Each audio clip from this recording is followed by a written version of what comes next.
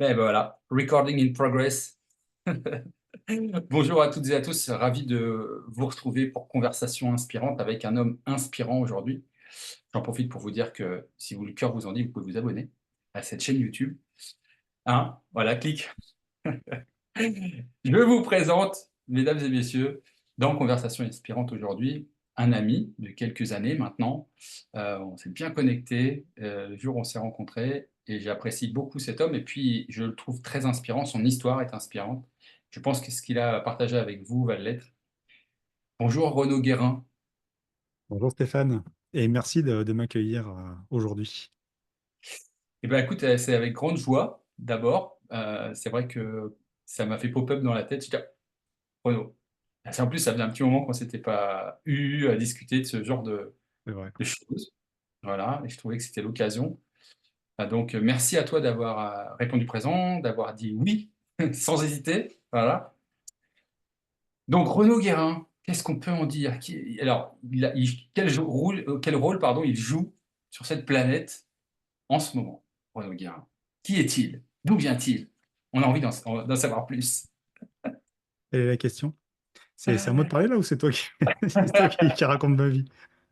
Non, je vais te laisser faire parce qu'il n'y a que toi qui sais bien le faire.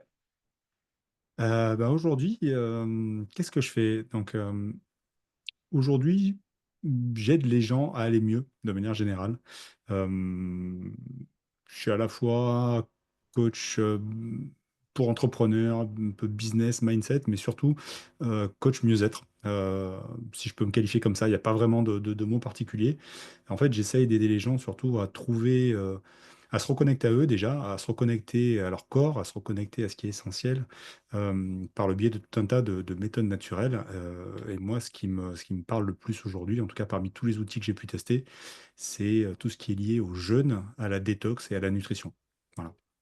Donc Hmm. aujourd'hui, j'organise des accompagnements de jeûne à distance pour les personnes qui préfèrent jeûner de chez elles et qui n'ont pas forcément envie ou besoin ou les moyens de partir sur des séjours. Ou alors j'organise des séjours de jeûne et détox et j'essaye de donner un maximum de conseils sur euh, comment s'écouter, comment écouter surtout les messages de son corps, et puis surtout quoi faire, comment faire pour aider ce corps qui aujourd'hui est, on va dire, un petit peu surchargé à la fois d'informations et euh, de ce qu'on lui fait ingurgiter, que ce soit ce qu'on boit, ce qu'on mange, ce qu'on respire et tout le reste, plus toutes les émotions négatives. Notre corps, en fait, il n'est pas vraiment fait pour gérer tout ça. Physiologiquement, il n'a pas changé depuis quelques dizaines de milliers d'années, sauf que le monde autour, lui, il a bien changé. Et notre corps, il faut qu'il s'adapte. Et aujourd'hui, pour lui, c'est assez compliqué. Voilà. J'essaye par divers outils d'aider les gens à se connecter à ça et de faire en sorte de pouvoir maintenir ce corps, en tout cas remettre ce corps dans l'état, on va dire, le meilleur pour lui, pour qu'il puisse fonctionner de la meilleure des manières possibles, de la manière la plus optimale. Ton humilité t'honore, mais tu n'essayes pas. Tu n'essayes pas d'aider les gens. Tu le fais et tu le fais très bien. Moi, j'encourage tout le monde à jeûner et randonner parce qu'il me Hmm. semble que tu as en plus décidé de suivre une formation de jeûne et randonnée. Ouais, Euh, c'est ça? Et tu peux ouais, nous expliquer un exactement. peu le parcours de jeûne et randonnée, s'il te plaît, et un petit peu ce que c'est venu faire en toi. Comment ça t'a parlé, ça? Pourquoi jeûne et randonnée? Alors, pourquoi, pourquoi ça m'a parlé? En fait, le jeûne, j'ai découvert ça un petit peu par hasard. À l'époque, c'était pas encore la mode. Aujourd'hui, on entend beaucoup parler de jeûne. Il y a des reportages dessus. On en voit dans pas mal de magazines, de livres et autres. Mais moi, j'ai découvert le jeûne il y a 10 ans. Ça va faire 10 ans tout rond. Euh, à l'époque, j'étais cadre dans une grande entreprise, chef de projet, ingénieur. Je gérais beaucoup de trucs, des gros projets avec beaucoup de personnes, des gros budgets. Euh, et en fait, j'étais constamment sous stress et sous pression, dans un environnement qui ne me convenait pas forcément. Euh, à l'époque, j'étais vraiment dans le mode faire, hein, c'est il faut faire ci, il faut faire ça. J'avais beaucoup d'attentes, de reconnaissance et ainsi de suite. Et du coup, je me mettais une charge énorme qui ne me correspondait pas. En tout cas, qui n'avait pas de sens pour moi à cette époque-là, en tout cas de cette manière-là. Euh, et en fait, j'ai toujours, je pense, eu énormément d'intuition, sauf que cette intuition-là, je l'avais mis quelque part tout au fond. J'avais bien tasser tout ça. Je me suis dit non, non, non, ce qui est important, c'est faire ce qu'on me demande de faire. Et en fait, je m'écoutais pas. Et en fait, ce dont on se rend pas forcément compte, c'est que notre corps, lui, il sait tout à fait ce qui est bon pour nous, tout le temps. Et il nous envoie des messages tout le temps, sauf que bah, on a la capacité de l'entendre à ce moment-là ou pas. Et très souvent, bah, quand on est dans le mode faire, on ferme un peu les écoutilles et on n'est pas à l'écoute du corps. Et moi, le corps, il m'a parlé plusieurs fois. D'abord, il a commencé à m'envoyer des problèmes de dos, le fameux j'en ai plein le dos, que j'ai pas écouté. Donc j'ai plusieurs problèmes de dos, de plus en plus graves. C'est parti en sciatique, lumbago. J'étais obligé de rester alité plusieurs fois. Et puis au bout d'un moment, bah, ça suffisait pas. Je continuais et je me rajoutais de plus en plus de charges tout au long tout au long du chemin. Et un jour, mon corps il m'a dit, bon, bah, écoute, si t'as pas compris, si tu sais pas t'arrêter, je vais t'aider. Et c'est à ce moment-là, bah, c'était il y a Permets-moi 10 ans. Ouais, permets-moi de t'interrompre juste parce que ça me semble hyper intéressant, ça va peut-être parler aux gens. Ce que tu as dit tout à l'heure, tu as dit, à ce moment-là, je savais que j'étais pas dans le bon environnement. Alors, est-ce que tu avais réellement conscience quand tu étais ouais, chef de projet, etc., que tu n'étais pas dans le bon environnement, mais tant pis, on y va quand même, ouais. on lâche pas l'affaire, et puis toi, comme il me semble que tu es quelqu'un d'assez déterminé, quand tu y vas, tu y vas, tu as décidé en conscience que c'était pas ton environnement, mais que tu y allais quand même. On est d'accord? Ouais, exactement. Mais en Ok. fait, c'était pas le métier en lui-même, parce que le métier en lui-même, en fait, je pense qu'il me convenait parfaitement par rapport à l'environnement dans lequel j'étais. C'est-à-dire que j'avais fait les meilleurs choix, enfin en tout cas les choix qui me convenaient le mieux par rapport à mon être profond, par rapport à ce que je pouvais faire. C'est-à-dire que j'étais parti du mode où j'étais vraiment ingénieur sur mon ordinateur, je faisais du développement et tout ça, à aller de plus en plus vers aider les gens à se réaliser, à réaliser leurs projets, enfin les aider à aller au bout, atteindre un objectif. Et c'est la manière que j'avais trouvée dans ce type d'entreprise pour aider les gens bah, à aller vers quelque chose qui vraiment avait du sens pour eux. Donc ça avait vraiment du sens pour moi, mais c'était on va dire peut-être la mission de l'entreprise dans laquelle j'étais, le cadre dans lequel j'étais, la manière dont on traitait les employés qui me convenait pas. Sauf qu'à l'époque, j'étais jeune papa, j'avais deux enfants en bas âge, j'avais un crédit sur la maison, voilà, il fallait que je fasse rentrer de l'argent. Et ce qui m'importait réellement, c'était faire en sorte que bah, tout aille bien pour la famille et que tout le monde soit en sécurité, qu'il n'y ait pas de soucis, et ainsi de suite.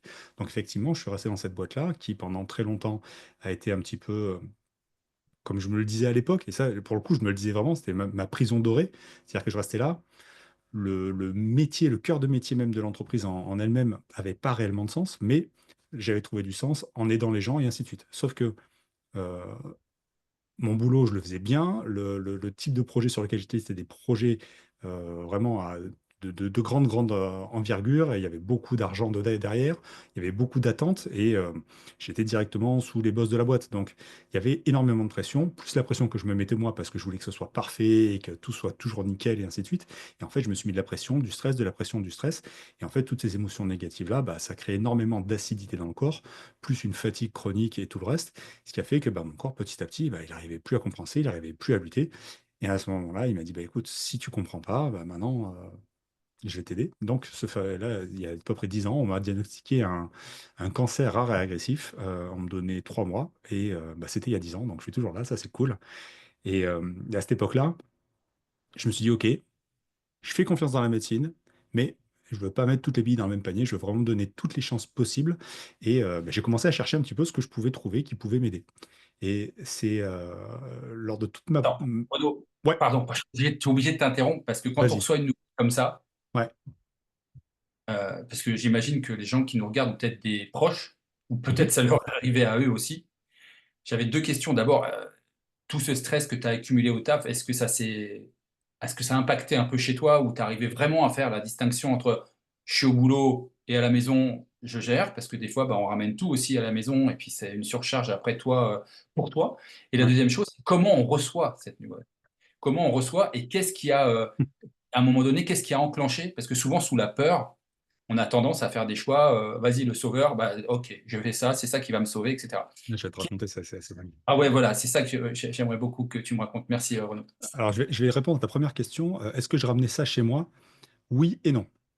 Euh, à cette époque-là, je me rendais compte que la seule chose qui m'aidait vraiment à éliminer un petit peu tout ce stress et cette fatigue vraiment mentale, c'était le sport.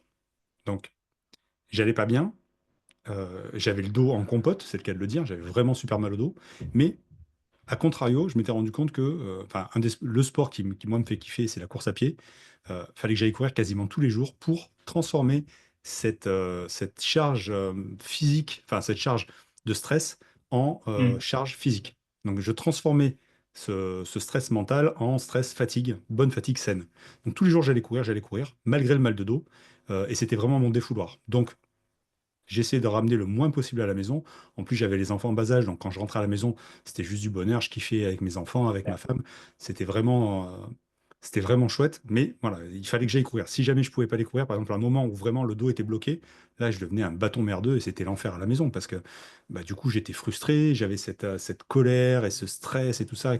Et en plus, la colère d'être dans un état où je pouvais pas faire de sport, où je me sentais incapable. Euh, et là, pour le coup, je faisais payer à tout le monde parce que du coup, j'étais invivable. Donc ça, c'était vraiment, vraiment pas cool. Ça, c'était vraiment pas cool. Et, euh, et le jour où j'apprends que j'ai un cancer, déjà, je m'y attendais absolument pas parce que, en fait, à l'époque, je vais faire des examens parce que je sens une petite boule au niveau de mon corps et je me dis, bah tiens, je vais quand même aller consulter parce que j'ai déjà eu des problèmes de dos que j'ai laissé traîner. Allons voir un médecin. Je vais voir un médecin, on me dit, on fait une petite écho, on me dit, va falloir passer un scanner. On passe un scanner, on me dit, va falloir passer un petit IRM. Bon, et on fait tout ça, et au fur et à mesure, bah, la boule, juste, elle grossissait, quoi. C'est-à-dire qu'en quelques mois, c'est passé d'un truc qui faisait la taille d'un petit pois à un truc qui faisait 3-4 cm. Et là, on me dit, ne vous inquiétez pas, tout va bien, c'est une tumeur bénigne, il n'y a pas besoin de l'opérer tout de suite, on l'opérera après les vacances, passez vos vacances d'été tranquille, on verra ça aux alentours d'octobre. Très bien. Bon, moi, je me dis, c'est parfait, c'est bénin, cool, passons les vacances. Et au retour des vacances d'octobre, entre-temps, pendant les vacances, la tumeur avait vraiment grossi, c'était un truc qui faisait plus de 10 cm. Donc ma femme commençait à paniquer un peu, elle dit, non, on va retourner voir le médecin. Le médecin me dit, mais non, vous inquiétez pas, c'est bénin, on opérera en octobre. Moi, je fais confiance aux médecins, c'est les spécialistes, c'est leur métier, quoi. Et donc en octobre, je me fais opérer, et 3 semaines plus tard, quand je fais le bilan post-op, enfin le bilan, la visite post-op, ils me disent, écoutez, finalement, c'est pas une bonne nouvelle. Et là, ils me tournent le truc, ils me disent pas ce qu'il y a, je comprends pas. Ils me disent, il faut réopérer tout de suite, c'est compliqué, nanana. Moi, je comprends rien. Et au final, c'est moi qui leur demande. Au bout d'un moment, je dis, mais je comprends pas ce que vous me dites. Vous me dites que quoi, que j'ai un cancer. Et là, lettre morte, plus un mot. Donc en fait, effectivement, c'était ça. Et là, on me dit, oui, mais on n'est pas sûr. Ah, putain, on n'est pas sûr. Ok. Bon, ok, on n'est pas sûr. Bon, ben, je vais rentrer chez moi. Parce que la petite anecdote, c'était qu'en plus, mon fils s'était cassé le bras, enfin les deux bras, le jour où je me suis fait opérer. Et vu qu'en plus c'est le même médecin qui lui avait rafistolé les bras, ben on s'est dit bah, on va prendre le rendez-vous en même temps, vu qu'on a tous les deux rendez-vous 3 semaines après, on va tous les deux en même temps à l'hôpital 3 semaines après. Donc j'étais avec mon fils à l'hôpital, lui il était allé se faire réduire les fractures, enfin il lui avait enlevé les plâtres, il lui avait mis des orthèses, et moi pendant ce temps-là j'étais avec le médecin qui m'annonçait que ça allait pas, et moi au début quand il m'a dit que ça allait pas, je pensais qu'il parlait de mon fils. Enfin bref. Je me retrouve avec mon fils qui rentre dans le bureau, qui lui est tout content parce qu'il a plus ses plâtres. Moi, on vient de m'annoncer que j'ai un cancer, mais du coup, je peux pas en parler parce qu'il y a mon fils à côté. Enfin, c'était un truc, c'était assez dingue. Je me suis retrouvé dans une genre de bulle de coton. Et là, je suis rentré chez moi. Ma femme qui me dit, ça va pas. J'ai dit, pas trop. C'est notre fils. Non, c'est moi. Ah. Et là, en fait, ce qui était assez dingue, c'est que j'ai fait la politique de l'autruche. C'est un truc de fou. Je peux pas vous expliquer comment ça s'est passé. Mais dans mon corps, c'était, OK, c'est comme si tu avais une grosse grippe. On traite le plus vite possible et on se remet en état de marche. Pouf. Mais vraiment, c'était ça. Et j'en ai parlé à personne. J'ai continué à aller au boulot pendant. Donc ça, c'était en octobre et ils devaient me réopérer début décembre. Et pendant quasiment un mois, ouais, quasiment un mois, je suis allé au boulot tous les jours. J'avais des workshops organisés en Allemagne avec 400 personnes que j'organisais moi. Enfin, un truc de fou. Et je devais me faire réopérer pour le coup parce qu'ils m'ont juste dit, ah oui, parce que oui, il y a aussi ça, pardon. Le truc du, on n'est pas sûr. En fait, moi j'avais compris, on n'est pas sûr que vous ayez un cancer. Non, c'était juste on ne sait pas quel type de cancer. Mais ça, il ne me l'avait pas dit. Il Ouais. m'a juste dit, on n'est pas sûr. Donc moi, je rentre voir ma femme, je dis, écoute, ils m'ont dit que j'avais peut-être un cancer ou peut-être pas. On verra. Et en fait, La non, communication. Oh, voilà, putain. c'était bien un cancer. C'est juste que ce type de cancer-là, il y a 4 stades différents. Euh, et moi, j'avais le stade le plus grave, sauf qu'en fait, vu qu'ils trouvaient. Non, enfin, c'est une forme un peu particulière qui mélange les symptômes, on va dire un petit peu des autres formes. Et vu que du coup, ils trouvaient plein de symptômes différents, ils ne savaient pas quelle forme c'était. Et en fait, c'était la dernière. Donc ça, je l'ai su, mais beaucoup plus tard. Et, euh, Ouais. et donc, du coup, je continue à bosser, je vais organiser mon workshop en Allemagne. Peut-être vraiment l'autruche, quoi. La tête dans le trou et j'attends que ça passe. Et, euh, et au milieu, il y a un genre d'ange gardien qui passe. C'est ma maman, se reconnaîtra, qui, pour le coup, bon, forcément, elle était un petit peu plus qu'inquiète, donc elle en a parlé à une amie à elle, qui en a parlé à son fils qui est oncologue. Et son fils a dit, ouais, oulala, mais le truc qu'il a, là, c'est vraiment une belle merde. Faut pas qu'il se fasse opérer comme c'est prévu là, parce que là, il va direct dans le trou, quoi. Et le gars essaye de me contacter. Je suis en Allemagne, il n'arrive pas à m'avoir. Et il arrive à choper le numéro de ma femme. Il contacte ma femme pour lui dire, écoutez, vous avez choisi d'aller vous faire réopérer, mais c'est vraiment pas la bonne solution. Faut pas faire ça. Putain, truc de fou, quoi. Donc, mec, je le connais. Attends, attends. Ouais, Renaud, ouais. attends, synchronicité de fou là. Ah Attends, ouais, non, mais c'est tu es en fou. train de me dire qu'au moment, alors que tu es en plein jus là, Ah ouais. d'accord? Tu fais la politique de l'autre, tu dis, oui, je vais me faire réopérer, on va repartir comme en 14. Ouais. Que c'est ta mère, c'est grâce à ta maman. C'est celle Ah ouais, ouais, qui... carrément. Donc, t'appelles ta mère, c'est ça? Ou c'est Ah elle non, non, qui... non. Non, bah attends. Le truc de fou, c'est que c'est ma mère qui en parle à une copine sans que moi je le sache. Oui, donc, elle en parle sans que tu le saches. Ok, Sans que je ok. le sache. Cette nana-là en parle à son fils, Qui est oncologue. qui est oncologue dans l'armée, qui arrive à choper mon numéro, je suppose par ma mère, et qui n'arrivant pas à m'avoir moi, appelle ma femme. Et qui lui dit, écoute, c'est vraiment pas la bonne solution. Si tu fais ça dans 3 mois, ton mari il est plus là, toi t'es veuve et tes enfants ils ont plus de papa. Il a Waouh. bien mis le cadre, tu vois.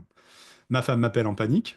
Ah oui, et cette histoire, c'est que là j'étais en Allemagne en train de faire ce workshop-là. Et en fait, quand je rentrais d'Allemagne, le soir même, je devais rentrer à l'hôpital pour me faire opérer le lendemain.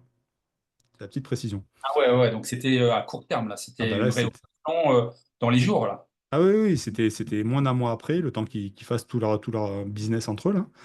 Et, euh, et le mec dit ça à ma femme, je lui dis, écoute, non, là on m'a dit qu'il fallait repérer rapidement. Si jamais on fait pas ça, c'est-à-dire qu'il faut aller voir un autre chirurgien, ou un autre oncologue, faut prendre d'autres avis. On m'a dit qu'il fallait aller vite, donc là on sait pas quand est-ce qu'on aura un autre rendez-vous. Ça se trouve ça va dégénérer. Enfin bref, je dis non, non, écoute, on a dit qu'il fallait opérer, on opère et puis point barre. Bref, on en reste là. Elle rappelle le mec et dit, bah, écoutez, je suis désolé, non, non, on va quand même aller à l'opération. Et le mec il lui dit, écoutez, c'est votre décision, sachez que c'est la mauvaise. Moi, si c'était quelqu'un de ma famille, je dirais d'aller directement voir quelqu'un d'autre. Et en plus, je connais quelqu'un qui peut vraiment vous aider. Mais c'est votre décision. Boum. Putain, je te dis pas à ma femme, ça lui met Coup un de gros coup de pression. bambou. Ah ouais, gros coup de pression. Elle me rappelle. Bon, La grosse discussion entre quatre yeux, en visio. Et là, bah, on prend la décision ensemble de dire, OK, on annule l'opération qui a lieu demain. Donc, je dis pas avec le grand ponte de l'hôpital dans lequel je vais me faire opérer, tu vois. Et je lui dis, par contre, tu te démerdes. Tu l'appelles. Moi, je veux pas avoir à gérer ça. Tu l'appelles pour dire qu'on annule l'opération. Et en sachant absolument pas ce qui allait arriver et si on allait avoir un rendez-vous avec un autre spécialiste, quoi. Dans la foulée, j'appelle ma mère, je la pourris, mais vraiment pour le coup, je la pourris, parce que vu que en plus j'en avais parlé à personne, je dis, mais en plus, mais c'est quoi cette histoire? T'as qu'à raconter ma vie à tout le monde, mais vraiment, je lui dis des trucs, mais horribles, horribles. Bon, après, je me suis, enfin, quelques temps après, je me suis excusé et aujourd'hui, je mesure pleinement le rôle qu'elle a joué là-dedans et je l'en remercie encore. Et, euh, et donc finalement, ce mec-là, que je connaissais ni d'Ève ni d'Adam, je l'ai jamais vu en vrai en plus, hein. Ça fait des années qu'on doit se voir, on n'a jamais réussi à se voir. Ce mec-là arrive à nous décider d'aller voir quelqu'un d'autre. Il me dit, ouais, il y a un gars avec qui j'ai bossé, qui est spécialiste à Lyon, spécifiquement de ce truc-là. Il connaît très très bien ce truc. Et moi, je me renseigne. Le mec, enfin, il est tellement bon qu'il passe son temps à opérer et il a une demi-journée de consulte toutes les 2 semaines. Je me dis, putain, un mec comme ça, mais jamais j'arrive à avoir un rendez-vous. Et grâce au gars, j'ai un rendez-vous 10 jours après. Donc on annule l'opération. J'ai rendez-vous 10 jours après avec le gars à Lyon, que je vais voir. Là, ça se passe. donc, pardon, excuse-moi, Vas-y, vas-y. j'ai trop de trucs qui me viennent en tête. Là, entre le moment où tu décides finalement, à part le coup de pression de dire, OK, bah moi, je vais pas me faire opérer. Bon, chérie, tu t'occupes de l'annoncer. Et il y a quand même 10 jours à attendre pour aller voir le spécialiste. Ouais. Et ça se passe comment ces 10 jours? Bah là, pour le coup, je pense que ça m'a tellement chamboulé, là, pour le coup, que je suis rentré. Et le lendemain, donc le jour où en fait je devais me faire opérer, et au final ben, je me faisais pas opérer, mais j'avais quand même posé quelques jours pour l'opération, mais j'avais pas dit au boulot pourquoi c'était. Là j'envoie une lettre au boulot, je leur dis écoutez, voilà ce qui se passe, j'ai un cancer, je sais pas, là on part dans des traitements lourds, patati patata, je me mets en arrêt. Et donc là je me suis réellement mis en arrêt, et pour le coup là ça a vraiment été un gros shift en termes de mindset. Et là, ça a changé tout. Là, on n'était plus dans le mode OK, je continue à travailler, on traite ça rapidement, on opère, et après on recommence à bosser. Là, c'était OK. J'accepte que je suis dans Ok. cet état de maladie grave. Et dans ma tête, c'était toujours maladie grave. C'était pas maladie où Mortel. il y a. Ouais, c'était. Tu vois, même encore aujourd'hui, j'ai du mal à le dire. Dans ma tête, c'était pas une maladie mortelle. C'était OK, c'est grave, on traite ça et on passe à autre chose. Et, euh, Et là, on a basculé là-dedans. Donc, c'est bien, ok, on prend rendez-vous avec les différents gars et tout ça. Finalement, je vais voir le gars à Lyon. Et là, heureusement, ça se passe hyper bien. Vraiment, le mec était au top. Et il m'explique tout. Il me dit, non, non, mais heureusement que tu t'es pas fait opérer parce que c'était vraiment pas le bon truc à faire. Là, par rapport à ce que tu as, il faut faire plutôt un protocole comme ci, comme ci, comme ça. Il faut faire de la chimio lourde parce que c'est un truc qui est hyper agressif, qui risque de partir, proliférer très vite. Donc, il faut qu'on réduise la tumeur, qu'on réduise les risques. Après, on opérera et après, on verra. Donc, moi, je me retrouve avec tout ça. Bon, bah, très bien. Et du coup, qu'est-ce qu'on fait? Il fait, bah, écoute, dès la semaine prochaine, on attaque la chimio. Ah, ok, cool. Et donc, ça, c'était le truc qui n'était pas prévu. Et là, il me dit, bon, ben voilà, t'es jeune, t'es sportif. Normalement, tu devrais pouvoir encaisser. Donc, ce qu'on va faire, c'est qu'on va prendre les 3 chimios les plus violentes qu'on a et on te les balance en même temps. Tu rentres à l'hôpital pendant 4 jours. On te fait des cycles de chimio comme ça toutes les 3 semaines jusqu'à l'opération. Et on commence comme ça. Sauf que là, du coup, le mec était à Lyon. Il me dit, bah, la chimio, tu vas pas la faire à Lyon, c'est compliqué. T'as personne, t'as pas la famille et tout ça. Le mieux, c'est que tu le fasses là où tu habites. Et tu viendras juste pour l'opération. Ah, ok. Donc, j'ai dit oui, mais du coup, je fais quoi? Je retourne voir le spécialiste de là où j'habite. Il me dit, bah ouais. Donc, je redescends voir le spécialiste avec qui j'avais annulé l'opération 2 semaines avant. Je reprends rendez-vous et là, j'arrive avec mon petit papier. Bonjour. Il me dit, du coup, vous venez pourquoi? C'est pour vous faire opérer? Je dis, non, non, je viens parce que j'ai un autre protocole, mais c'est différent du protocole que vous m'aviez donné, vous. Alors là, Les égos sont de sortie. là, c'est, vas-y. Genre, je suis le grand ponte de tout le centre d'oncologie hyper connu du Sud-Est. Et là, tu me dis que en fait, t'es allé voir quelqu'un d'autre et que la vie est différente et que du coup, tu l'écoutes lui. Et en plus, tu veux que moi, je te fasse le traitement? Oh là là. Là, ça rigolait plus, quoi. Comment Bref. t'as encaissé ça? Comment t'as encaissé ça? Toi, Moi, je te jure, j'étais dépité. En fait, j'étais tellement sur un autre plan. Tu vois, là, à ce niveau-là, à ce moment-là, j'étais passé dans un truc, j'ai dit, OK, maintenant, je veux juste qu'on me soigne. Je veux juste qu'on m'aide. Et j'étais vraiment sur un truc différent. J'ai dit, écoutez, enfin, vous pouvez pas me dire ça. C'est non-assistance à personne en danger. C'est votre métier. Vous êtes là pour sauver des vies. Vous pouvez pas me dire que je me casse à faire ma chimio à Lyon. Et le mec, il veut pas en démordre. Bon. Et là, pareil, mais alignement des planètes. Les mecs, en fait, ils avaient fait plein d'erreurs médicales pendant la première opération. Et en fait, j'avais tu réussi à l'as avoir su le comment? dossier. Comment? Tu l'as su comment qu'ils avaient fait plein d'erreurs Bah, parce qu'en fait, j'avais réussi à prendre mon dossier médical pour aller voir mon chirurgien à Lyon pour qu'il ait sous les yeux tout ce qui avait été fait. Et pendant qu'on regarde le truc ensemble, il me dit, ouh là là, mais ça, ou ça c'est pas bon, ça, et ça c'est pas bon. Ouais, ça, et ça, ouh là là, ça c'est un problème. Et donc, du coup, il y avait 3 problèmes sur lesquels j'aurais pu les attaquer. Carrément aller en justice, tu vois. Et, et donc l'autre, il me dit, non, non, je veux pas qu'on fasse de chimio chez moi. Je dis, bah écoutez, par rapport à ça, ça et ça, on fait quoi? Le mec, il me dit, bon, bah ok, on va faire de la chimio. C'est un truc de fou. Mais il n'a pas et voulu en démordre, tu vois, encore une fois, une histoire d'ego. Il me dit, ok, on était censé faire, je sais plus, c'était 3 cycles ou 4 cycles de chimio. Il me dit, non, bon, on fera pas tout. Enfin, il me squeeze un cycle, un cycle. Je dis, bon, écoutez, c'est pas grave, on fait comme ça. J'appelle mon chirurgien de Lyon, il me dit, ouais, écoute, c'est pas grave. Un cycle, ça va pas changer la face du monde. On fait ça et après on verra. Donc au final, je fais ma chimio dans le centre dans lequel c'était pas prévu que je fasse de chimio. Et c'est là que je découvre le jeûne. Voilà, c'est parce que je me demandais, merde, mais pourquoi, comment on en vient là? C'est qu'en fait, le premier jour de ma toute première chimio, j'arrive à l'hôpital et là, du coup, bah, première fois que je me retrouve vraiment face à moi-même, si tu veux, tout seul dans ta chambre d'hôpital avec tes trucs qui pendouillent dans tous les sens, là, toutes tes paires, tous tes câbles, on aurait dit un sapin de Noël. Je me dis, bon, bah ok, qu'est-ce que je fais maintenant? J'avais pris des livres, mais bon, pas trop le moral pour lire. Je dis, bah tiens, qu'est-ce que je peux faire pour m'aider dans cette épreuve? Parce que bah, la médecine, c'est bien, mais bon, vu comment c'est parti, je vais voir s'il n'y a pas, s'il y a pas d'autres solutions qui peuvent m'aider. Et là, je cherche sur Internet, cancer, truc pour soigner le cancer, et boum, je tombe sur un reportage sur le jeûne, qui s'appelle Le jeûne, une nouvelle thérapie. Alors, c'est un reportage qui, à l'époque, venait de sortir, il avait 2 3 ans, donc maintenant, ça fait plus d'une douzaine d'années. Donc, Le jeûne, une nouvelle thérapie, un documentaire qui est sur Arte, qui fait une cinquantaine de minutes, de Thierry de l'Estrade et de Sylvie Gilman. Et je regarde ce documentaire, et là, je me dis, Boah, grosse claque. J'ai dit, ok, je commence à jeûner maintenant. Parce qu'en fait, dans le documentaire, alors, je mets des warnings tout de suite, un gros disclaimer. Attention, c'est interdit de parler de jeûne, euh, euh, enfin, de jeûne médicalisé, en tout cas, de jeûne pour soigner en France, hein. En France, c'est considéré comme pratique illégale de la médecine, donc on dit qu'on fait du jeûne bien-être, qu'on fait du jeûne préventif, on ne fait pas du jeûne curatif, d'accord? Et à aucun moment, je ne dirais que le jeûne soigne le cancer, ce qui d'ailleurs n'est pas vrai. Sauf que dans ce reportage-là, ce qu'ils font, c'est à l'époque, ils commencent les premières études, ils prennent des souris qui sont toutes atteintes de cancer, ils leur injectent à toutes des doses massives de chimiothérapie et ils en font jeûner la moitié.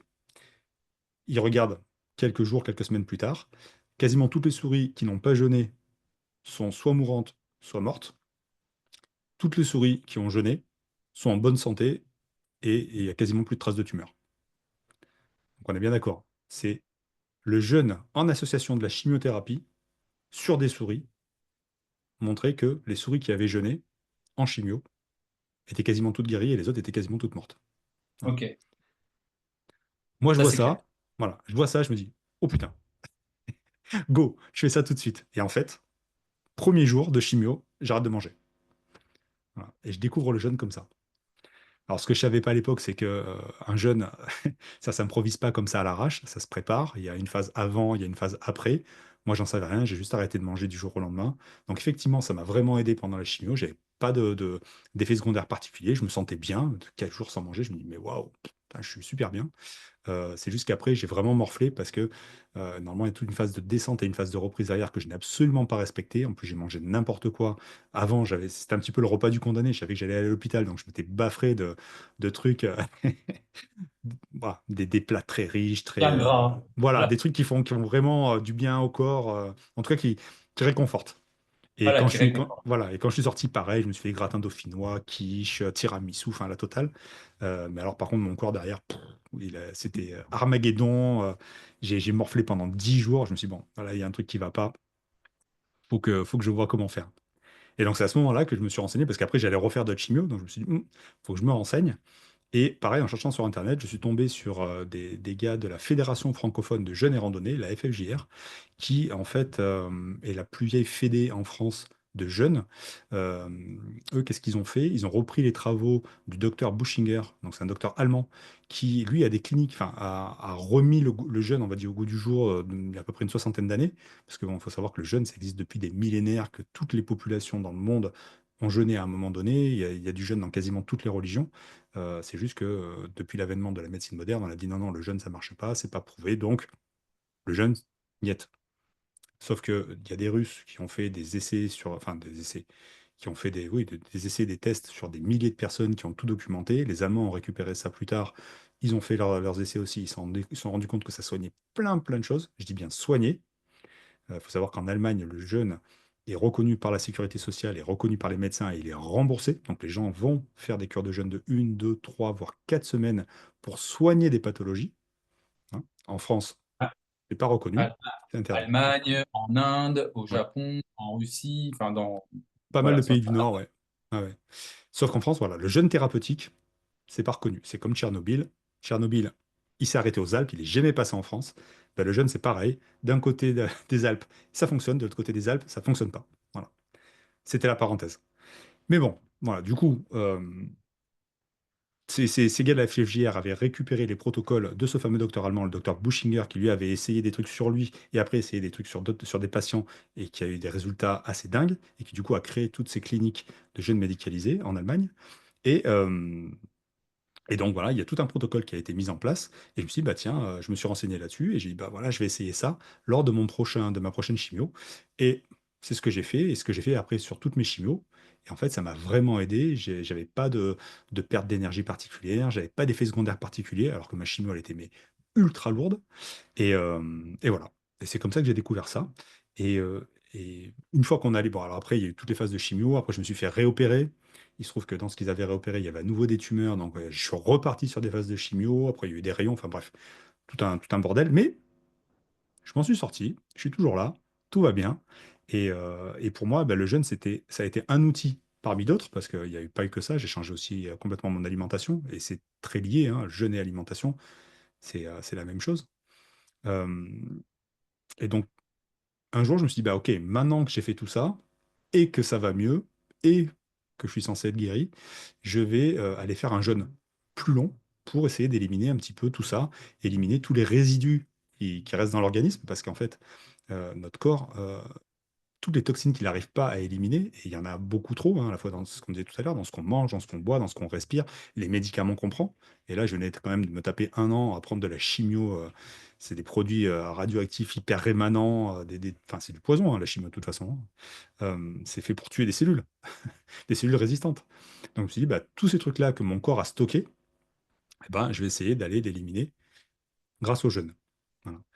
Et, euh, et j'étais vraiment parti dans cet objectif-là, de dire, OK, je vais éliminer tous ces trucs-là en trop. Et en fait, ça a été une révélation, c'est-à-dire que je ne m'attendais pas à tous les autres bienfaits du jeûne.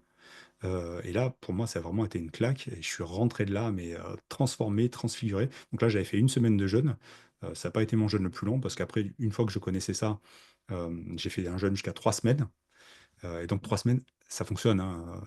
Les personnes qui disent, ouh là là, mais moi je n'arriverai jamais à tenir un jour ou 2 jours. Le corps, en fait, est fait pour tenir très bien, sans aucun souci, si on est en bonne santé pendant 6 semaines, sans avoir besoin d'être assisté par des médecins, c'est-à-dire sans avoir besoin de complémenter quoi que ce soit.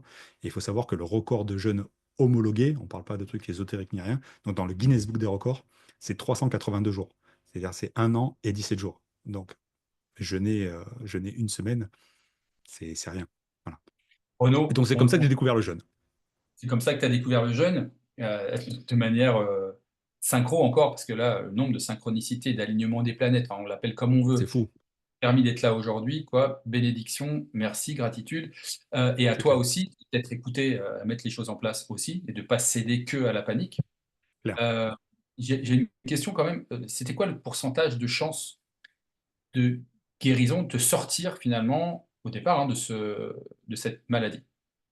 C'était vraiment pas beaucoup. Je crois que il y avait 20% de taux de survie à 3 ans, post-traitement. C'est-à-dire que les personnes qui passaient les traitements, parce que les traitements, c'était vraiment des traitements hyper lourds, il y avait 20% de taux de survie à 3 ans.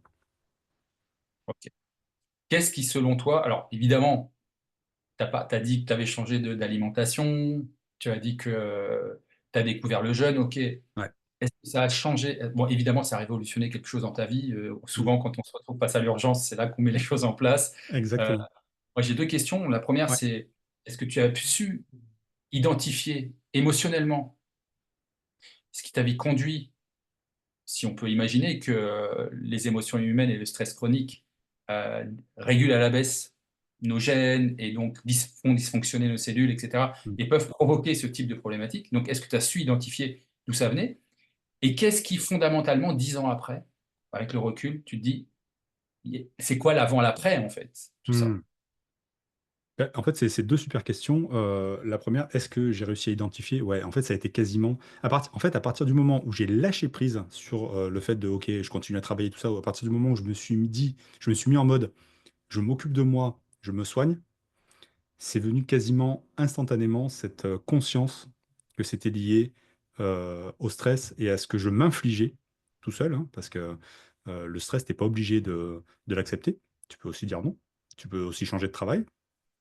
Sauf que moi, j'acceptais ça et je me mettais encore plus de charge parce que j'avais besoin de reconnaissance. Une reconnaissance que je pensais ne pas Mhm. avoir eue quand j'étais enfant. Et bon, c'était complètement inconscient, hein, mais du coup, je me prenais des projets de plus en plus gros avec de plus en plus de responsabilités parce que je ressentais un besoin de reconnaissance. Voilà. Et ce truc-là, je l'ai identifié quasiment tout de suite. Le fait, en fait, d'arrêter de travailler, du jour où j'ai arrêté de travailler, ça m'a enlevé une charge mentale, mais un truc de dingue. C'est-à-dire que je venais quand même d'apprendre que j'avais un cancer hyper grave, que j'allais devoir faire des chimio, opérations chimio rayons, que mes chances de survie étaient infimes. Et malgré tout, j'étais dans un état de bien-être et de joie et d'énergie qui était dingue. Juste parce que j'avais arrêté de travailler et j'allais plus à mon boulot tous les jours. C'était un truc de dingue. Tu avais l'excuse pour le faire. Ah C'est mais comme si c'était, ouais, ok, maintenant tu peux. c'est ça, bah, vas-y, tiens. Et en fait, c'était ouf parce qu'à partir de ce jour-là, tous les jours, j'allais marcher pendant 2 heures ou 3 heures dans la nature. Donc en plus, c'est là où j'ai vraiment commencé à ressentir un petit peu des trucs au niveau énergétique. Je me suis connecté à la nature, je me suis connecté à ce qu'il y avait autour de moi, à ressentir des choses. Et vraiment, en fait, j'ai lâché ce mode faire pour rebasculer dans le mode être parce que là, j'étais vraiment centré, auto-centré, quoi. J'étais 100% sur moi. Et de ce moment-là, il y a eu cette prise de conscience, mais quasiment instantanée. Et là, je me suis dit, mais ok, c'est quoi tous les trucs qui me conviennent pas? Et c'était très clair, c'était très limpide. Ok, ces trucs-là, ça me convenait pas, ça me convenait pas, ça me convenait pas, ça, je veux plus jamais. Et très, très clair. Et tu vois, je me suis dit, ok, tout de suite, c'était clair. Voilà. Donc, c'était assez dingue. Mais ça, ouais, c'est venu quasiment tout de suite. Et en plus, à cette période-là, malgré la chimio, les personnes qui m'ont rencontré à cette époque-là, parce qu'il y en a eu plein, parce que du coup, vu que je bossais plus, putain, j'avais envie de faire 10 milliards de trucs, j'avais des projets d'entreprise, et j'allais dans des startup week-ends, j'allais dans des trucs de coworking, j'allais dans des comment ça s'appelle, des genres de hackathons ou des trucs en tout cas où je pouvais présenter mon projet, chercher des investisseurs et tout. Enfin, bon, sauf que j'avais pas de cheveux. Mais mis à part ça, bon, en plus, c'était la mode à l'époque de ne pas avoir de cheveux. Euh, les gens qui me rencontraient, ils pouvaient pas savoir que j'étais malade. J'étais dans un état d'énergie, mais comme j'avais jamais été. C'était fou. C'était fou. Et ta deuxième question, c'était? Avant, après, qu'est-ce qui a Ah oui. changé? Ouais. Ben, ce qui a changé, c'est vraiment cette histoire de reconnexion au corps et En fait, il y a plusieurs trucs. Il y a eu la première, c'est euh, je suis à l'écoute des messages de mon corps. Et la deuxième, c'est je suis à l'écoute de mon intuition. Hmm. En fait, je me suis rendu compte que j'avais énormément d'intuition, je pense comme la majorité des gens, sauf que je m'en étais complètement coupé, drivé justement par le mode faire. Donc, faut faire ci, faut faire ça. Mon corps m'envoie des messages. Il y a quelque chose autour de moi, l'univers, enfin, on met le mot qu'on veut, l'univers, Dieu, j'en sais rien. Chacun met le mot qu'il veut dessus. Mais en tout cas, il y a des messages qui m'arrivent, je les écoute ou pas. Et très souvent, on les écoute pas. Et moi, je me suis rendu compte qu'à ce moment-là, et là tout à l'heure on parlait de synchronicité, et là c'était vraiment ça, euh, chaque fois que je me mets à écouter cette intuition, il y a tout qui s'aligne. Synchronicité, c'est instantané. À partir du moment où je sors de ce mode-là, que je rebascule en mode faire et que je suis plus drivé par mes intuitions, ou en tout cas par les messages que m'envoie mon corps, et que, au contraire, je suis drivé par le stress, la peur, la colère. Tout à l'heure, on parlait de justement, bah, la peur, ça peut être la peur de manquer, ça peut être l'insécurité physique, l'insécurité financière, ça peut être plein de trucs comme ça. Mais malgré tout, dans ces moments-là, si je reste connecté à mon intuition, tout fonctionne, tout s'aligne. Si je me laisse driver par mes peurs, par mon stress, par n'importe quoi, chut, ça part en couille. Hop, le corps se met à parler. Et tu vois, on me dit, qu'est-ce que tu as appris? Mais en fait, maintenant, j'ai appris à écouter mon corps. C'est-à-dire que dès que ça va plus, mon corps, il me le fait sentir tout de suite. Et là, je peux choisir bah, de ne pas l'écouter, comme je faisais avant. Et à ce moment-là, bah, je vais dans le dur. Et après, bam, là, j'arrive dans un état où bah, j'ai plus le choix. Généralement, je suis arrêté, je suis alité, je suis obligé de prendre des médocs et tout ça. Ou alors, je l'écoute. C'est pas tous les jours, enfin, c'est pas super facile non plus parce que il faut vraiment avoir une dose de confiance assez forte. Mais à partir du moment où tu as vu que ça fonctionnait dans ce mode-là, bah, en tout cas, moi, maintenant, je fais confiance dans ce mode et je me dis, OK, allez, mon intuition, qu'est-ce qu'elle me dit? Et généralement, quand je reviens vers ça, quand je me reconnecte à ça, bah, toutes les choses se remettent à s'aligner et c'est là que ça fonctionne. Voilà. Donc, en tout cas, aujourd'hui, j'ai vachement plus de facilité à déceler ces moments où ça va pas, ces moments où je vais dans le mur, ces moments où je ne suis plus à l'écoute et à revenir dans le mode où tout fonctionne, tout s'aligne. Ce qui ne veut pas dire que ça arrive jamais, hein, c'est ces moments où ça va pas. C'est juste que je les identifie beaucoup plus vite et je change de cap beaucoup plus vite. Tu arrives à shifter et à faire le choix finalement intuitif, le choix Ouais, du cœur, de l'information du corps, tu la prends en compte pour une autre destinée finalement. On exactement. n'est pas obligé de passer par toutes ces souffrances finalement Non, parce que on est potentiellement informé. On exactement. s'informe soi-même. Ouais, ok. Euh, Tu m'as dit dès le départ que toi, ce qui te faisait kiffer, même dans la structure dans laquelle tu étais et combien c'était compliqué, c'était d'aider, d'accompagner les gens dans la réalisation de leurs projets. Ouais, J'imagine que quand on traverse tout ça et qu'à un moment donné, on se sort de ça et qu'on regarde en arrière, on se dit, mais moi, j'ai envie de faire plein de choses maintenant. C'est ce que tu disais tout à l'heure, tu as envie de faire mille choses, encore dans le faire, mais avec une ouais, autre énergie, du coup. Est-ce que tu as eu exactement. envie de te former? Est-ce que tu as eu envie de faire des conférences? Alors, évidemment, j'ai la réponse, mais j'attends que tu nous l'offres toi-même. À quel moment tu t'es dit, je veux prendre ce rôle-là aujourd'hui? Je veux aider les autres. Alors, ben, je dirais quasiment tout de suite. Enfin, déjà pendant la maladie, pendant les traitements. Parce qu'en fait, encore une fois, je pense que quand j'étais plus jeune, j'ai fait un peu fait le caméléon quand j'étais gamin. C'est-à-dire que enfin, j'étais hypersensible, je partais un peu dans tous les sens, un esprit en arborescence, j'avais envie de faire plein de trucs, et beaucoup de trucs artistiques et tout ça. Et ce qu'on attendait de moi, c'était que je sois bon à l'école, que ça marche, parce que j'avais dit un jour à mes parents que je voulais faire astronaute. Et du coup, mes parents m'ont dit, bah, ok, tu veux faire astronaute, bah, faut être le meilleur, hein. Astronaute, c'est une pyramide, t'en as qu'un qui part dans l'espace, les autres, dessous, ils partent pas, quoi. Donc, bah, si c'est ça ton rêve, on va t'aider à faire ça. Et en fait, ils ont serré la vis et ils ont fait en sorte que mettre les conditions nécessaires pour que je devienne astronaute. Sauf que moi, ça, si tu veux, je l'avais pas vu, ou je l'avais pas imaginé, ou pas, j'en sais rien. En tout cas, j'avais pas vu ça comme ça. Et moi, je voyais juste le côté dur où je me faisais serrer la vis. Et en fait, c'était tellement dur pour moi que j'ai fait le caméléon et j'ai fait ce qu'on attendait de moi. Et j'ai continué à faire ce qu'on attendait de moi tout le temps. C'est-à-dire que je l'ai fait ça à l'école, j'ai fait ça en école supérieure, j'ai fait ça dans mes premiers boulots. Et j'ai toujours fait des trucs qui me correspondaient pas. Mais parce que je voulais qu'on soit fier de moi, Tu sois reconnu, tu que je dis sois tout à l'heure. reconnu, exactement. Exactement. Et en fait, moi, ce que j'adorais faire quand j'étais minot, c'était faire le spectacle, c'était raconter des histoires de ouf, c'était inventer des trucs, c'était vraiment ma nature de gamin. Et je pense que ce truc-là, je l'ai complètement mis sous verrou pendant des années. Et au moment de la maladie, quand je me suis connecté un petit peu à tout ça, je me suis dit, putain, mais en fait, ce dont j'ai toujours rêvé, c'est, je sais pas, moi j'aurais rêvé d'être une rockstar, de faire de la scène, de faire des trucs de dingue. Et je me suis dit, putain, la vie, en fait, elle est tellement courte, ça peut s'arrêter mais tellement vite. Mais pourquoi se faire chier à faire des trucs qui ne correspondent pas, qui nous font pas kiffer, juste pour se dire, oui, peut-être qu'à la retraite, je pourrais faire ci, je pourrais faire ça. Putain, mais en fait, non. Non, et pendant que j'étais malade, et c'est là que je dis, j'ai rencontré vraiment plein de gens, je me suis mis dans des ateliers de prise de parole en public, dans des clubs de prise de parole en public, je me suis mis dans des trucs d'entrepreneurs, je me suis mis dans des trucs de coworking. Euh, J'avais découvert le jeune qui m'a fait halluciner. Je me suis dit, bah, tiens, je vais me former au jeune, je vais arrêter ce que je fais dans mon boulot. Et puis voilà, je vais devenir accompagnateur de jeunes. Et puis je vais faire des conférences parce que je veux raconter mon histoire à tout le monde. Et en fait, du coup, quand je commence à m'inscrire dans ces clubs de prise de parole en public, d'ailleurs, c'est le club, c'est Toastmasters. Il y en a partout en France. Si vous cherchez des clubs de prise de parole, c'est génial. Et la marraine j'avais à l'époque, qui était la présidente du club, elle me dit, mais alors du coup, pourquoi tu t'inscris dans le club? Et je lui raconte tout ça un petit peu. Et je lui dis, voilà, moi un jour j'aimerais faire de la scène, j'aimerais faire des spectacles et tout, j'aimerais faire un one-man show.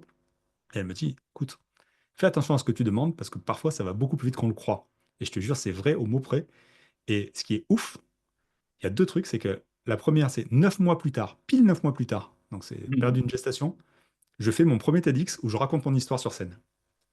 Le deuxième truc, c'est que cette nana-là, qui était la présidente du club à l'époque, je l'ai fait jeûner pendant un séjour il y a pile un an. Donc c'était un truc de dingue. Euh, donc voilà, l'histoire est marrante. Et c'est comme ça, en fait, c'est suite à ça, je me suis dit, mais en fait, j'ai plus envie de passer à côté de tout ce qui pourrait vraiment être chouette.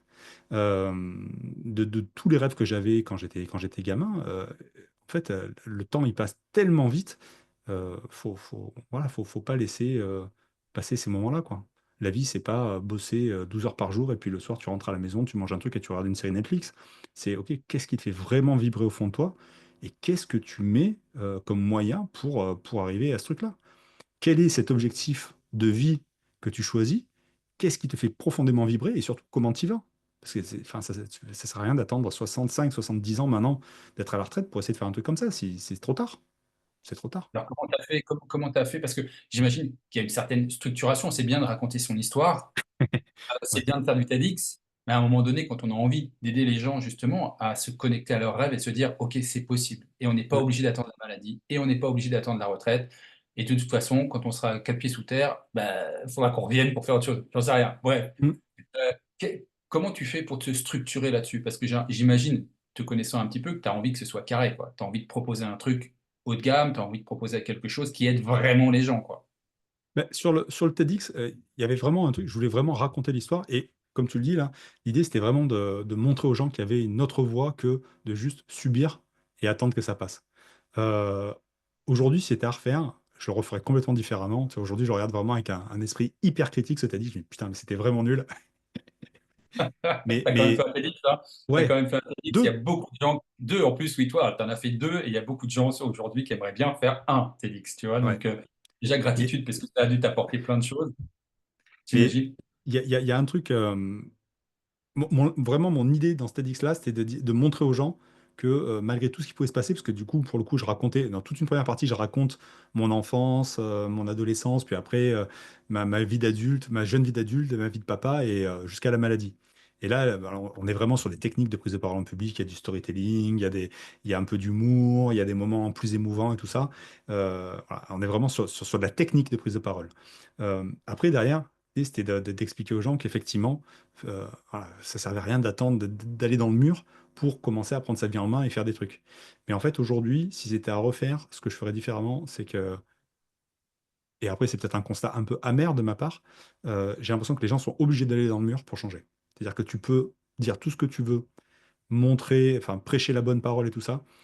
Les personnes pour qui tout va bien, qui n'ont jamais eu vraiment un gros coup dur, une maladie, la perte d'un être cher ou quoi que ce soit, tout va bien, pourquoi je changerais?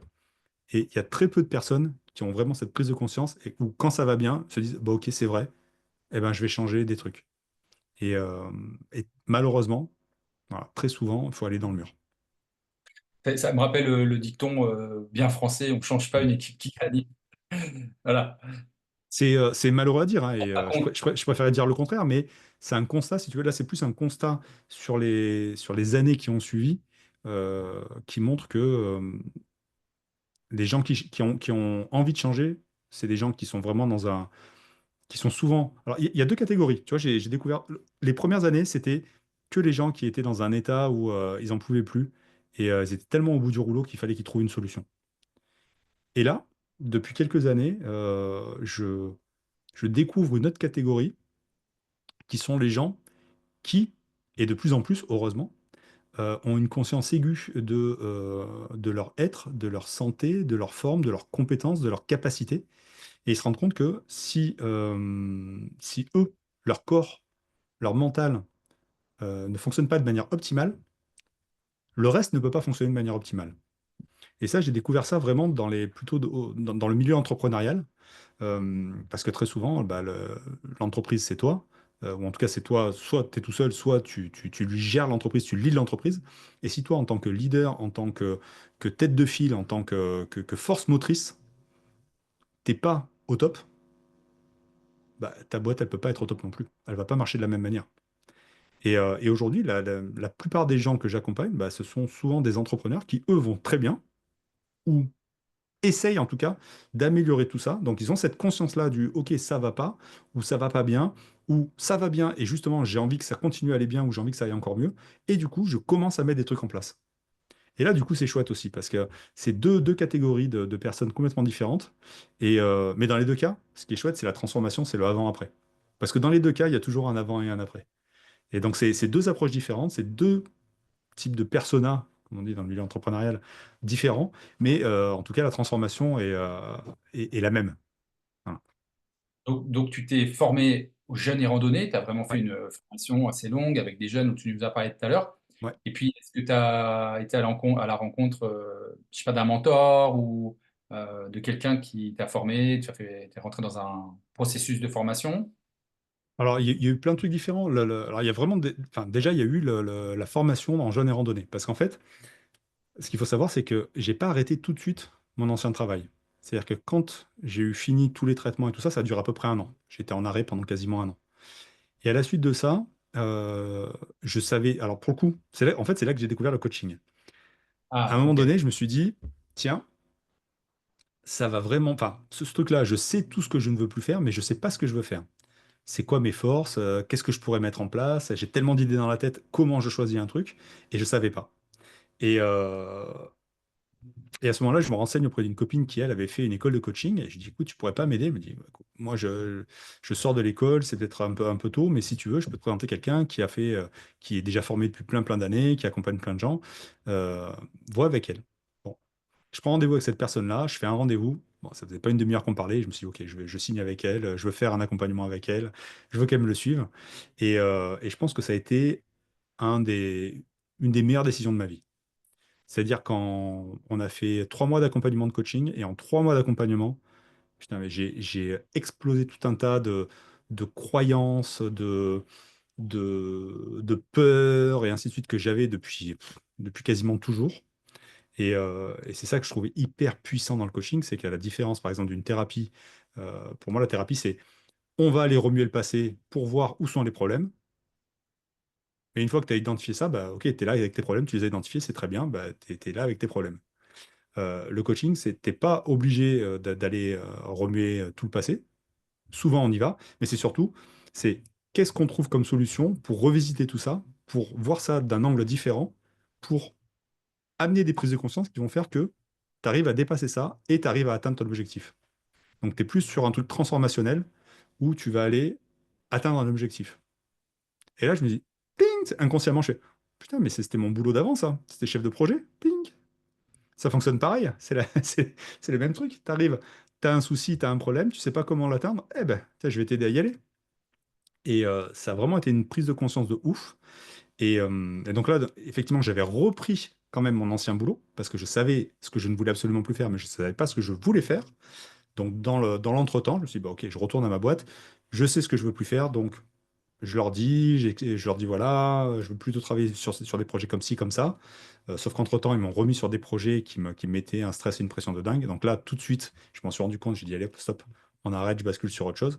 Et après, j'étais dans une grosse boîte, donc j'ai pu basculer sur un truc différent. Mais à un moment donné, il y a eu une opportunité pour partir de la boîte. C'était pile au moment du Covid. Ils ont fait un plan de départ volontaire. Et là, je dis, hop, ting, ça c'est pour moi. Et en fait, c'était un petit peu encore une fois, l'alignement, le coup du destin. Ce qui est fou, c'est que ça faisait bah, plus de 10 ans que j'étais dans la boîte, que je me disais que c'était ma prison dorée. Ça faisait 2 3 ans que j'avais eu ma maladie. Je me suis dit, OK, j'ai vraiment envie de partir, mais j'avais toujours cette peur et ce stress. C'était Hmm. surtout la peur. La peur du manque, l'inconfort financier. Je me disais, j'ai les enfants qui vont commencer à faire des études longues, qu'est-ce qu'on va faire, patati patata. Et là, pouf, alignement des planètes, boum, tu peux partir de la boîte et derrière, tu peux bénéficier des aides de l'État et tout ce que tu veux. Je fais, bah, allez, hop, je pars. Et là, c'était vraiment, pour le coup, c'était une évidence. J'ai dit, OK, bah, je vais accompagner les gens sur du jeûne. En fait, l'idée, c'était, je vais créer l'académie du bien-être, du mieux-être. L'idée, c'est d'essayer de réunir dans un même endroit tout ce qu'on peut mettre en place pour aider les gens de manière naturelle, en tout cas tout ce qui n'était pas médecine moderne, médecine traditionnelle, pour aider les gens justement à aller vers un mieux-être. Et dedans, l'idée, c'était de mettre effectivement le jeûne, la détox, l'alimentation, le coaching et toutes les autres thérapies naturelles, hein, ça peut être de l'énergétique, du reiki, de tout ce que tu veux. Euh, et voilà, et donc c'était l'idée, et je me suis dit, bah ok, allons là-dedans. Et j'ai commencé à me former effectivement au sein de la FFJR pour commencer à pouvoir accompagner des gens grâce au jeûne. Donc c'est du jeûne et randonnée. Alors pourquoi la randonnée? Parce qu'en Ah fait, oui, est-ce que, après, on on peut faire du sport et Ouais, on peut marcher longuement. mais Quoi? ouais. Et jeûner? Alors raconte-nous tout ça parce qu'il y a peut-être des croyances, limitées là-dessus. Mais en fait, oui, il y a, la majorité des gens déjà pensent que c'est pas possible de pas manger pendant plusieurs jours. Et après, il y a une autre partie des gens, parmi ceux-là, qui se disent, ouais, mais c'est impossible de faire du sport parce qu'on n'aura pas d'énergie. En fait, c'est faux.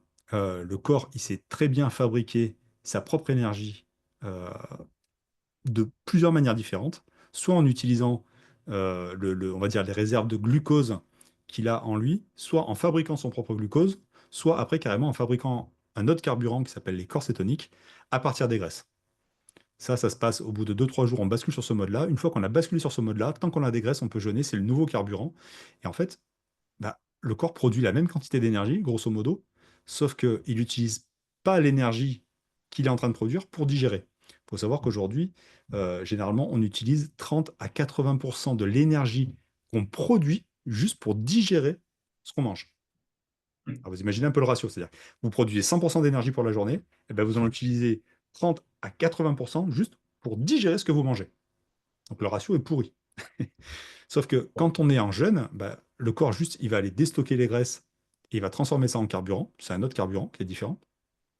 Mais on va pas aller utiliser l'énergie pour digérer. Donc en fait, l'énergie ne fait que croître. Et quand on est en jeûne au bout de 4 jours, 5 jours, bah, en fait, l'énergie fait que monter. Et après, on est dans un état d'énergie assez dingue.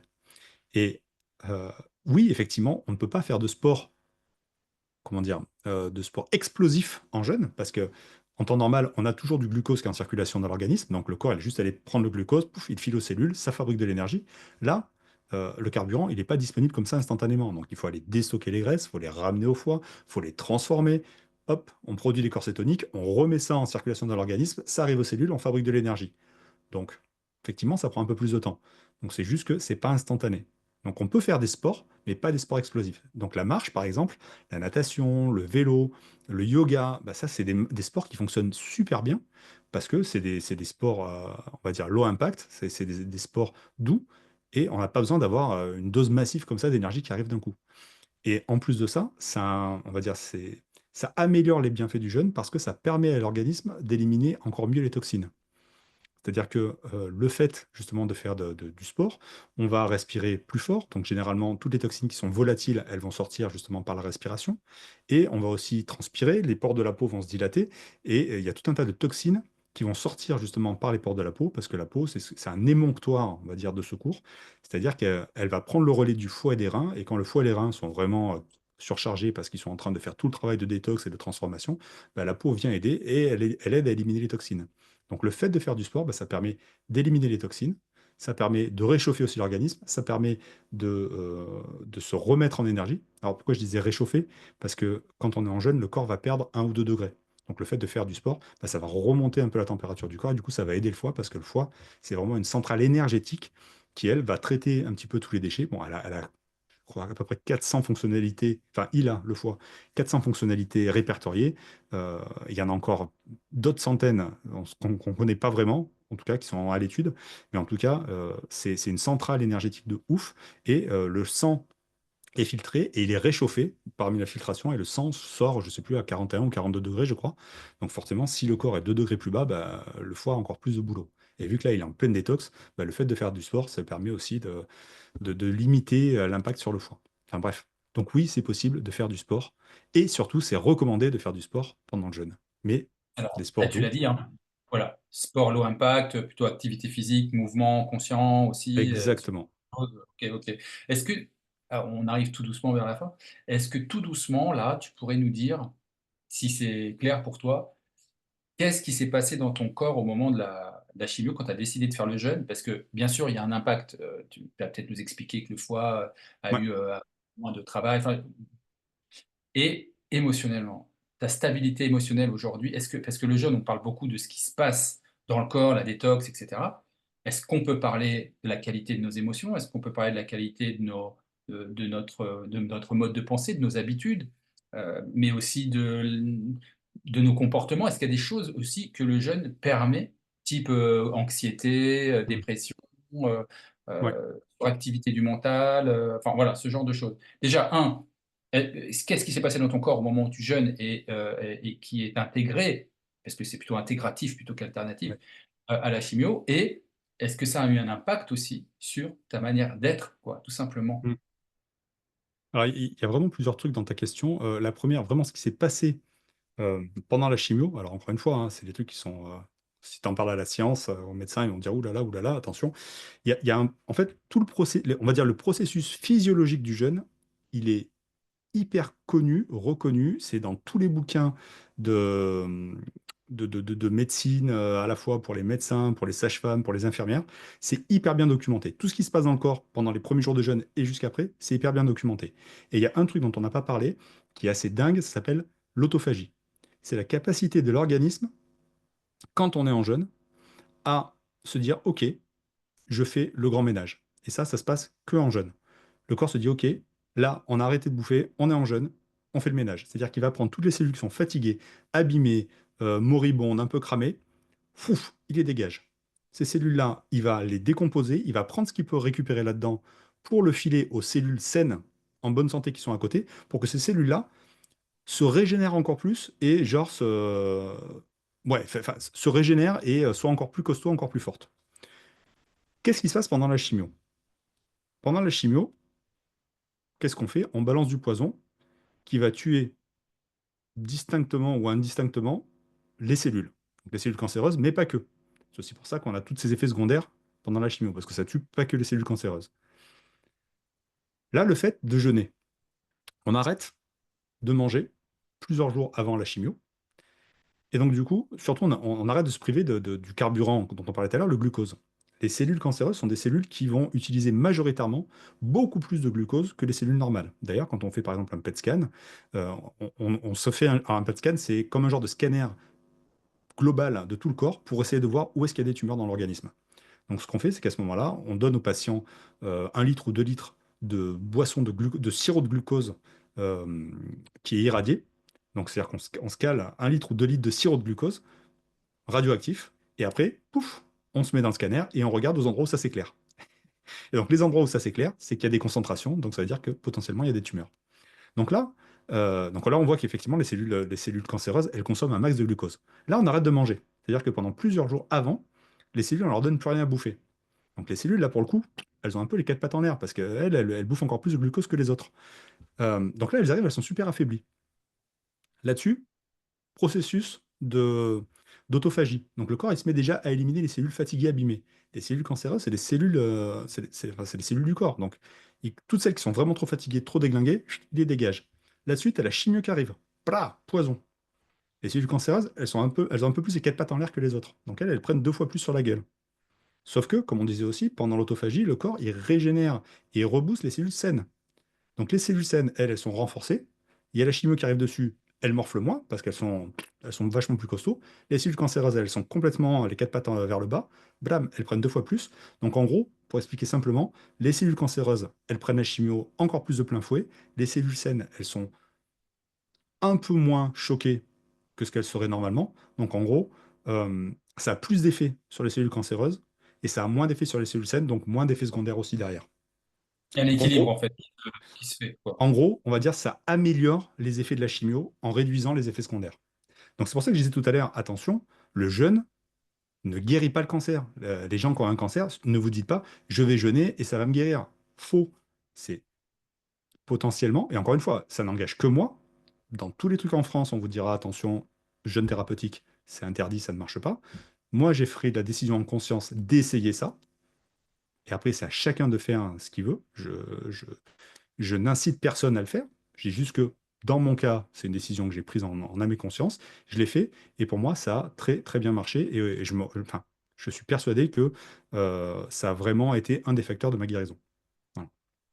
Un des facteurs de ta guérison. Ok. Un des facteurs. Parce qu'effectivement, j'aurais pas fait la chimio. Ça aurait pas fait, ça l'aurait peut-être pas fait non plus. J'aurais pas changé mon alimentation, ça l'aurait peut-être pas fait non plus. Je serais pas allé marcher 4 heures par jour, ça l'aurait peut-être pas fait non plus. C'est un mélange de tout ça, mais en tout cas, le jeûne pour moi, ça a vraiment été une clé essentielle de tout ce processus. Voilà. Et donc, maintenant, la question que je te posais, justement, la deuxième, c'était par rapport à l'effet que ça, potentiellement, ça peut avoir sur des troubles de l'humeur, anxiété, dépression, suractivité du mental. Est-ce que toi, tu as noté dans ton cas, et là on parle bien de toi, Mmh. un effet du jeûne sur ton état d'être. Alors tu nous as parlé d'intuition tout à l'heure, donc plus à l'écoute du corps, et cetera. Mais dans ton comportement vis-à-vis des autres, vis-à-vis de ton Ouais. stress. Alors là, je peux parler de moi et puis pour le coup, je peux parler de toutes les personnes que j'ai accompagnées depuis. J'en ai accompagné des centaines. Le jeûne, c'est vraiment un appui sur le bouton reset. C'est un reset, mais c'est pas que le reset du corps. C'est le reset du corps et le reset du mental, le reset de la tête. Il y a vraiment un avant et un après. Et c'est d'ailleurs pour ça que, au niveau de la FFJR et pas que, euh, on préconise aux personnes qui sortent de dépression, qui sortent de burn-out et tout ça, d'aller faire un jeûne. Ça permet vraiment d'appuyer sur le bouton. Et en fait, en gros, ça permet. Enfin, le corps, c'est une machine assez magique. Elle est super bien faite. C'est-à-dire, quand on lui donne le temps, l'énergie et les moyens de faire ce qui est bon pour elle, elle le fait. C'est-à-dire que le corps, quand tu lui donnes le temps de se remettre en état optimal pour fonctionner le mieux possible, eh ben, il fait ce qu'il faut. Et donc là, c'est ce qu'il fait. C'est-à-dire que et c'est d'ailleurs pour ça, tiens, c'est marrant, j'avais oublié cette histoire. C'est d'ailleurs pour ça que je me suis mis, j'avais commencé à faire mes études de coaching à la base, parce que du coup j'ai fait une école de coaching entre-temps. Tout à l'heure on a parlé de coaching, mais je n'avais pas expliqué aussi ce que j'avais fait derrière. Donc j'ai fait une école de coaching, parce que je voulais vraiment accompagner les gens grâce à cet outil-là, parce que je trouve ça assez phénoménal. Avec Et qui, pardon? Avec qui tu as pardon, fait cette école? avec David Laroche. Avec David Laroche, ok, Avec David merci. Laroche, ouais.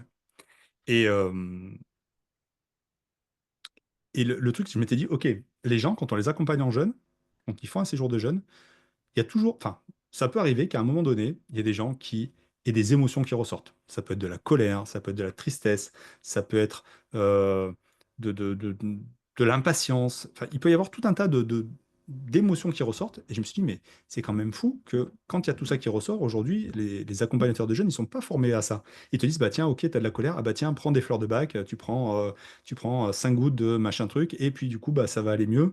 Euh, ok, très bien. Mais là, pour moi, je me suis dit, mince, on est dans la naturopathie et on en vient comme sur la médecine moderne, on va pas soigner les causes, on va soigner les maux. Et je me suis dit, ben, c'est pas normal. S'il y a des trucs qui sortent, c'est que ça doit sortir. Donc, en fait, le corps, il est pas bête. Il fait sortir ce qu'il a besoin d'évacuer. Et si s'il y a des trucs que tu as mis sous le tapis, des émotions et tout ça, bah, potentiellement, il peut t'aider à les sortir. Des fois, ça vient sous forme de rêve, des fois, ça vient sous forme d'impression, d'intuition, de tout un tas de choses. Mais le corps, en tout cas, il t'aide et il y a très souvent des prises de conscience qui sont liées à ça et tu as vraiment un avant-après. Et dans ces cas-là, c'est pour ça que moi, justement, je m'étais formé au coaching. Je me suis dit, parce que si jamais les gens ont un besoin réel à ce moment-là et qu'il y a un truc à aller creuser, bah, l'idée, c'est pas de leur dire, bah, ok, écoute, prends 3 gouttes de ça et puis tu verras un jour si ça pète ou pas, quoi. Donc, c'est pour ça que je m'étais formé à ça. Mais il y a vraiment un avant-après. Et le corps, bah, effectivement, il fait sortir ce qu'il a besoin de sortir. Et vraiment, il fait place nette. Il fait place nette, et c'est pour ça que généralement, après, euh, on a l'esprit beaucoup plus clair. En fait, tout à l'heure, on parlait de charge mentale. C'est comme si allez, t'ouvres la vanne, chut, allez, et tous les trucs, en fait, qui sont pas importants, les trucs qui n'ont pas lieu d'être, tous les trucs qui te polluent un petit peu la tête aussi, chut, ça passe, ça part. En tout cas, tu as une prise de conscience qui fait que derrière, enfin, soit tu as une prise de conscience et ça te permet d'aller les travailler, soit tu as une prise de conscience et tu te dis, bah tiens, ok, ce truc-là, aujourd'hui, j'en ai plus besoin, je le laisse partir. Tu vois, un peu comme tu fais comme sur une méditation où tu as des trucs qui viennent. La méditation, c'est pas l'état où tu absolument rien dans la tête. Au contraire, tu le sais bien, hein. C'est ces trucs-là où t'as des choses qui te viennent à l'esprit. Et ben, tu les acceptes, tu les accueilles et après, bah, tu les laisses passer s'ils n'ont pas lieu d'être. Tu peux revenir dessus plus tard. Mais en tout cas, si ça n'a pas de réel besoin d'accroche, tu peux les laisser passer. Et il y a un réel avant-après par rapport à ça, si tu veux, pendant le jeûne. Et d'ailleurs, notamment, ça fait des années maintenant, par exemple aux États-Unis, mais pas que. Tu as tout un tas, tout à l'heure on parlait de clarté d'esprit, d'intuition et ainsi de suite. Il y a tout un tas de mouvances justement dans les groupes d'entrepreneurs, les groupes de scénaristes, les groupes d'écrivains qui, quand ils ont besoin de prendre une décision stratégique ou quand ils ont besoin d'écrire un livre, un scénario ou quoi, vont jeûner pendant 2 ou 3 semaines pour vraiment se mettre dans cet état-là où ils se connectent à quelque chose, à un truc beaucoup plus clair où ils lâchent pas mal de trucs et derrière, ils sont vachement plus productifs ou vachement plus clairvoyants. Donc voilà. Ouais, c'est pour l'avoir un peu vécu, moi, sur des temps beaucoup plus courts que ça, cette connexion à quelque chose de beaucoup plus subtil, on va dire. J'imagine sur des plus longues périodes, ça me donne envie, évidemment, et j'imagine que les gens qui nous regardent, ça les titille aussi, et ils savent Mm. à qui s'adresser maintenant. Mais c'est vrai que ça a du sens quelque part, puisque les hormones de stress, cortisol, etc., viennent à un moment donné. se figer dans les structures du corps. Exactement. Et à un moment donné, bah, la détox qui est physique, et peut-être qu'elle devient aussi émotionnelle. Donc, il n'est pas Exactement. étonnant d'avoir des personnes qui se mettent peut-être à pleurer ou à crier ou à hurler Tout ou à au fait. contraire à se frustrer. Et donc, toi, tu es là justement pour les accompagner, à les aider à traverser ça. Non pas prendre des fleurs de bac, même si ça peut être intéressant Et ça peut aider, hein. ponctuellement et ça peut aider, mais tu vas plus loin. Moi, c'est ça qui, je trouve très intéressant dans ton approche, c'est qu'elle est holistique, elle est globale, elle est intégrative, elle est personnalisée aussi. Mm. Et, et ça, c'est très rassurant. Voilà. Donc, avant de terminer cette conversation très inspirante, je pense qu'on pourrait l'appeler comme ça, euh, j'avais deux questions à te poser. Ouais. La première, c'est si tu avais une baguette magique là, tout de suite, maintenant, Mhm. euh, et que tu avais le pouvoir de changer quelque chose dans ta vie, est-ce que tu changerais quelque chose, déjà, la moindre virgule? Et si tu devais changer quelque chose, qu'est-ce que ce serait? Mm. Alors, c'est une question qui est pas évidente, mais et je t'aurais vraiment pas répondu de la même manière il y a quelques années. Et je t'avoue que grâce au coaching justement et à toutes les phases d'introspection liées à ça, parce que du coup, t'imagines bien que pendant 2 ans d'école de coaching, l'introspection, j'en ai bouffé parce qu'on s'entraînait sur nous, en tout cas, sur nous, les élèves. Donc du coup, pour le coup, je suis vraiment allé creuser tout ça. Et si je devais changer quelque chose dans ma vie, je te dirais aujourd'hui, rien. Rien.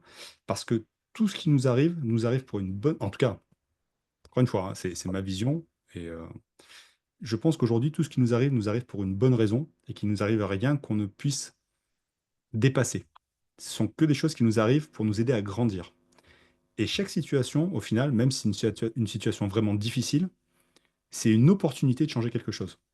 Et je pense même qu'il y a des personnes qui vivent des situations en boucle et qui retombent dans les mêmes patterns et qui rencontrent les mêmes types de personnes toxiques ou qui n'arrivent pas à sortir d'un truc. C'est parce que tant qu'elles n'ont pas réussi à dépasser, à transformer ce qui leur arrive, un pattern qui leur vient peut-être du transgénérationnel ou quelque chose qui s'est passé à un moment donné, il y a eu un blocage, tant que tu n'as pas réussi à dépasser ça, tu vas le reproduire encore et encore. Et, euh, et aujourd'hui, je trouve que tout ce qui m'est arrivé dans la vie, tu vois, tout à l'heure, on disait, voilà, quand j'étais petit, c'était difficile à la maison, mes parents, je les ai trouvés très durs, alors que je trouvais pas ça forcément très dur. J'ai trouvé que c'était compliqué. Derrière, j'ai eu mon cancer. Il y en a. C'est vrai qu'on pourrait dire, putain, il a eu un cancer et tout, c'est super chaud. En fait, moi, mon cancer, j'ai toujours dit, enfin, quasiment tout de suite, c'est mon plus beau cadeau mal emballé de la vie. Enfin, j'aurais pas eu ce cancer-là, je serais pas où j'en suis aujourd'hui. Euh, pour moi, ça a été une opportunité de dingue de me dépasser, de me transformer, d'apprendre des choses, de rencontrer des personnes hallucinantes, de faire des rencontres de dingue, de me lancer dans des nouvelles voies que j'aurais peut-être jamais fait. Voilà, c'est aujourd'hui, non. Je Ok, pense que tout ce qui nous arrive, ça arrive pour une bonne raison et aujourd'hui, je ne changerai rien. ok. Ben, le message est entendu, en tout cas. Et puis la deuxième, plutôt la dernière question que j'avais envie de te Mhm. poser, qui est un petit peu inspirée en tout cas du livre de Frédéric Lenoir, L'âme du monde.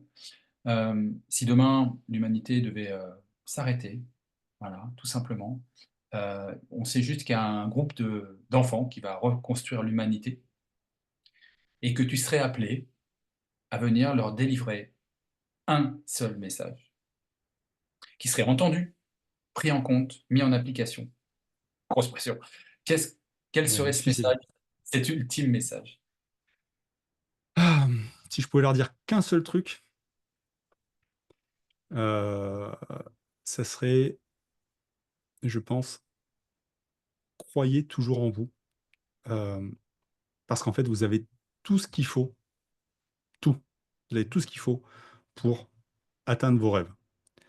Donc c'est déjà, enfin, accrochez-vous à vos rêves. Voilà, accrochez-vous à vos rêves et vous avez tout ce qu'il faut pour les atteindre. N'écoutez pas les gens qui essayent de vous rabaisser, qui essayent de vous dire que c'est pas possible, qui projettent leurs propres peurs, leurs propres doutes et ainsi de suite sur vous. Voilà, faites-vous confiance. Et si vous faites confiance, ça ne peut que marcher.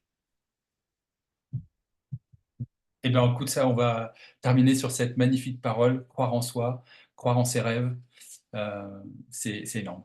Voilà. Je pense que l'humanité aussi a besoin de ça aujourd'hui et depuis longtemps. Mm. Voilà. Merci Renaud pour ce moment. Merci à toi, Hors Stéphane. c'est du temps, je pense que ça aurait pu durer encore quelques heures. Toujours un Ouais. bonheur. Merci pour ton histoire, merci pour ton inspiration. Voilà, je vous invite une nouvelle fois à vous abonner à cette chaîne. Moi, je m'appelle Stéphane Robin, et puis je suis coach et conférencier. J'ai un accompagnement qui s'appelle La Voix du Cœur. J'anime des retraites vie, voyage intérieur de l'être. Euh, on reste en contact. Prenez bien soin de vous. Et Yes. comme dirait mon ami Camille de Rayonne, prenez soin des autres. Salut à toutes, salut à tous, à bientôt. À très bientôt et encore merci, Stéphane.